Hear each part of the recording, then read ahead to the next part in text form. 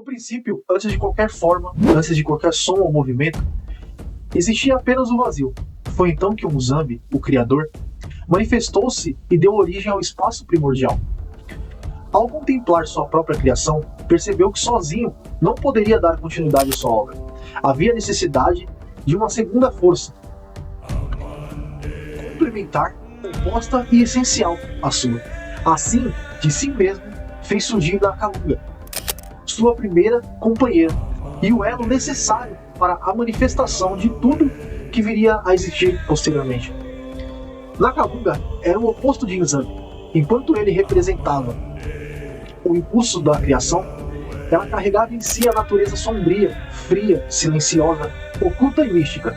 Da união dessas duas forças nasceram os principais elementos que conhecemos hoje: terra, fogo, ar e água.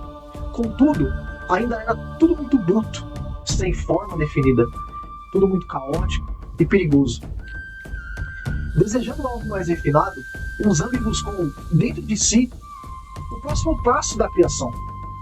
Com o tempo, ao vislumbrar o futuro, Nzambi soube que Nakalunga daria luz a uma filha. E assim aconteceu. Após 9 meses, nasceu uma menina que recebeu o nome de Kalunga. Quando Kalunga cresceu, atingiu a maturidade, Nzambi decidiu revelar a ela os mistérios da criação e os caminhos que desejava seguir para dar forma ao universo.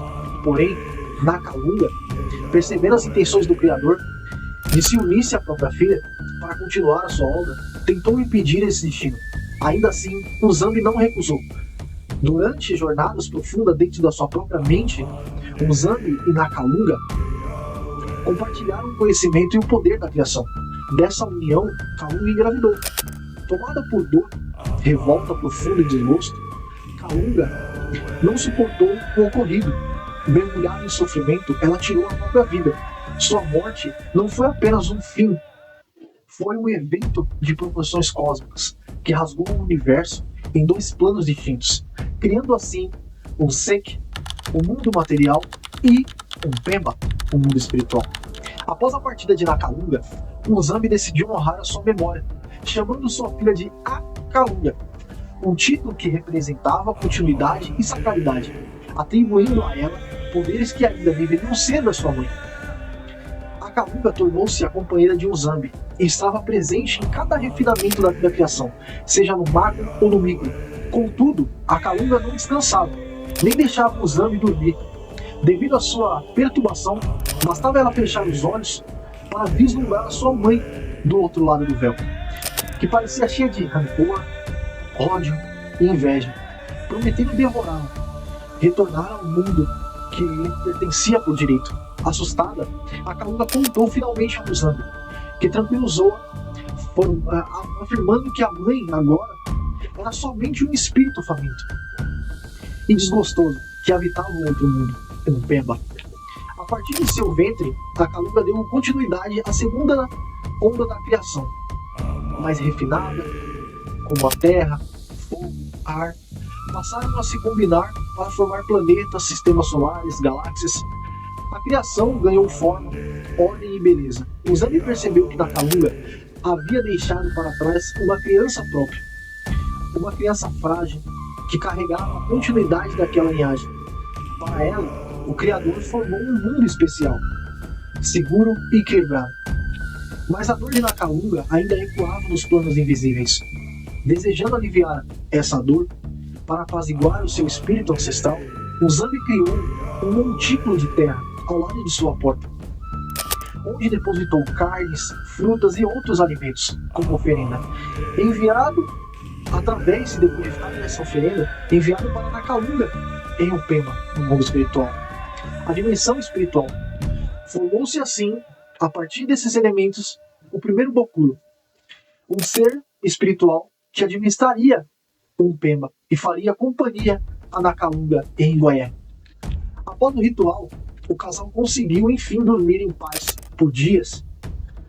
Movido por respeito e consciência espiritual, Akalunga estabeleceu definitivamente o primeiro culto ancestral através de ritos, oferendas e conexões contínuas. Ela passou a transformar dor em harmonia, a desordem em caminho, Assim nasce um dos fundamentos mais profundos que temos hoje em dia. Não são esquecidos. São cultuados, honrados e equilibrados. E desse ato surge o elo eterno entre os mundos, o visível e o mundo invisível, o material e o espiritual, os vivos e os ancestrais. Essa história, ela é contada e passada de geração em geração, dos mais velhos aos mais novos, para que todos saibam, né, a origem do culto ancestral, né, e a origem do nosso culto hoje, ou do porquê damos culto a Exus e Pombagiras, a marinheiros, a boiadeiros, a caboclos, a porquê temos essa gama de espíritos ancestrais e por que devemos apaziguá-los. E qual é a influência de cada um deles na nossa vida. Aqui vemos um pouco, dentro dessa história, quem foi o primeiro ancestral, o surgimento do primeiro Votuno, a criação do primeiro culto e a forma de culto, né? Podemos ver o Zambi montando o montículo, né? O altar de adoração ancestral, onde ele coloca terras, onde ele coloca elementos, para que represente o corpo físico de Nakalunga aqui nesse mundo. A primeira oferenda com carnes, né? Com frutas. E hoje, dentro dos nossos cultos, seja de Umbanda, seja de Quimbanda, hoje nós reproduzimos essas oferendas, esses assentamentos, essas firmezas. Hoje reproduzimos com os nossos ancestrais e prestamos cultos a eles. Por muito tempo eu me perguntei qual é o real motivo de prestar culto a Exu e Pombagira.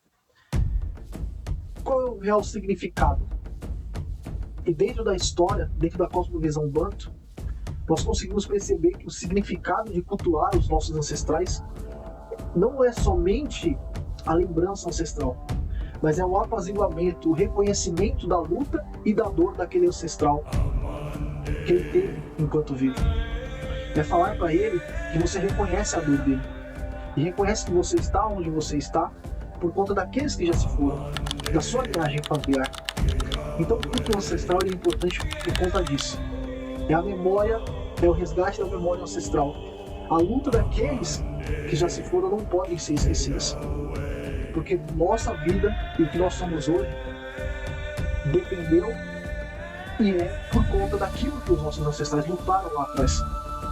Então resguardar a lembrança de um avô, de um pai, de uma mãe, de um tio que já se foi, é resgatar uma memória ancestral, é manter viva a sua história espiritual.